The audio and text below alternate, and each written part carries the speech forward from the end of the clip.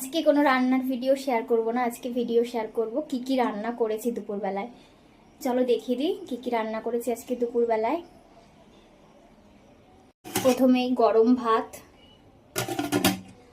আর এটা হচ্ছে পুঁই শাক দিয়ে মাছের মাথা দিয়ে আলু কুমড়ো সব কিছু দিয়ে ঘ্যাট মতো একটা, আর আম দিয়ে ডাল, আম দিয়ে টক ডাল। আমাদের বাড়িতে টক ডালটা একটু বেশি হয়, ডালই বেশি হয়।